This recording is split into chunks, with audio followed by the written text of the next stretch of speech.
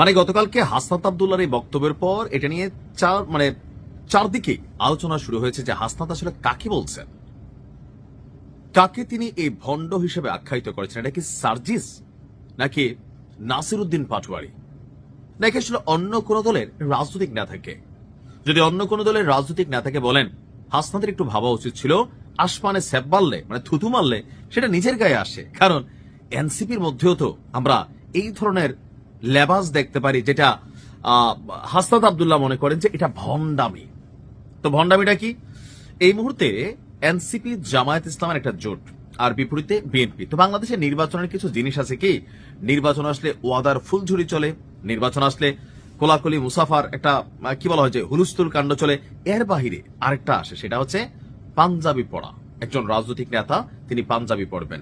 আবার ধর্মীয় point of ভিউতে অনেকে আবার একটু টুপিও লাগায়, যেন দেখতে একটু অন্যরকম লাগে, একটু সুফি সুফি ভাব লাগে।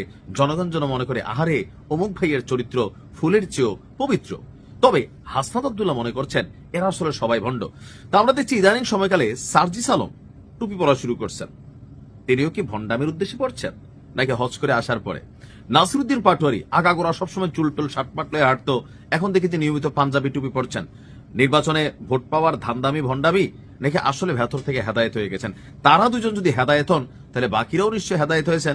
কথা বলছি হাসনাত আব্দুল্লাহর একটা বক্তব্যকে ঘিরে এই মুহূর্তে সমালোচনা চলছে। তিনি বলছেন যে নির্বাচনের আগে ইস্ত্রি করা পাঞ্জাবি লম্বা টুপি ইরি খেতে নেমে যাওয়ার হিপ্রোকেসি মানুষ এখন বোঝে।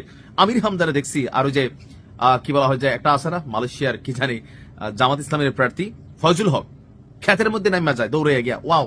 তবে হাসনাত আব্দুল্লাহ মনে হয় না তার জোটের লোকদেরকে এরকম কথা বলছেন। নির্বাচন কমিশনে গতকালকে আপিল চলছিল। বিএনপি নেতা আব্দুল আওয়াল মিন্টু এবং হাসনাত আব্দুল্লাহর মধ্যে একটু বাকবিতণ্ডা হয়েছে।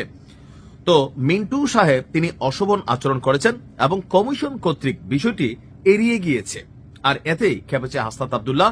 হাসনাত বলছে একাডেমিক পরিবেশে যখন আইনজীবীরা দ্বৈত নাগরিকত্ব নিয়ে যুক্তিতর্ক করছিলেন তখন আব্দুল আওয়াল মিন্টু হঠাৎ মুসার দিকে তেরে যান এবং blood is civilian, blood is citizen বলে গালিগালাজ তিনি করেন। এমনকি পরিস্থিতি এতটাই উত্তপ্ত হয়ে ওঠে যে তার ছেলে তাবিদ আওয়াল তাকে কমিশন কক্ষ থেকে বাইরে নিয়ে যেতে বাধ্য হন।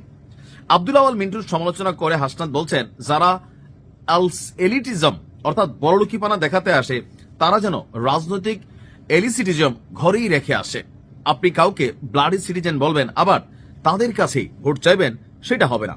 হাসনাতের অভিযোগ আব্দুল আওয়াল মিন্টু সাহেব তিনি আসলে বিদেশে অর্থ পাচারকারী এলিট শ্রেণীর একটি অংশ, যারা ক্ষমতাসীন আওয়ামী লীগের সঙ্গে আতাত করে নিজেদের ব্যবসায়িক স্বার্থ রক্ষা করেছে। রক্তের উপরে দাঁড়িয়ে যারা ব্যবসা করেন, সেফ এক্সিট নেন, তাদের আমরা 24 পরবর্তী বাংলাদেশে দেখতে চাই না। কেন দেখতে চাও না হাসনাত? এইটা তো আর একটা ফ্যাসিস্ট টাইপ সেন্টেন্স হয়ে যায়।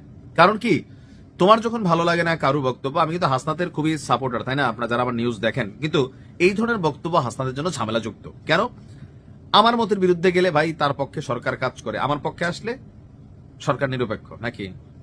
একটি শ্রেণীকে সাপোর্ট দিচ্ছে যখন আমার বিপরীতে যায়, যখন আমার বিপরীত মতের মানুষ হবে তাকে দেশে থাকতে দিবে না, 24 পরবর্তী বাংলাদেশে দেখতে চাই না। তো কোন সময় 24-এর জায়গায় তো 48 পরবর্তী হইতে পারে, 36 পরবর্তী হইতে পারে, 30 পরবর্তী হইতে পারে। তখন তো তোমাদের সবাইরও মানুষ দেশ থেকে বের করে দিবে বা তোমরা পালাই যাবা। কেন? কারণ তোমরা তো আজকে এগুলোই তৈরি করতেছো। মতের বিরোধ হইতে পারে, রাজনীতি মানে ক্ষমতা। ভাই তুমি ক্ষমতায় কেন যাবে? জনসেবা এখন কিন্তু আমি একটু আশা রাখি তাসলিম যারা এবং তোমার প্রতি, তোমার এই এনসিপি টিমের বাকির কারোর প্রতি তো আমরা ক্ষমতা জনসেবা এগুলো দেখি না, বা আইডিয়া মানুষ প্রকাশ্যে বলে না ভয়ে, কিন্তু এগুলোই তো বাস্তবতা, তাই না?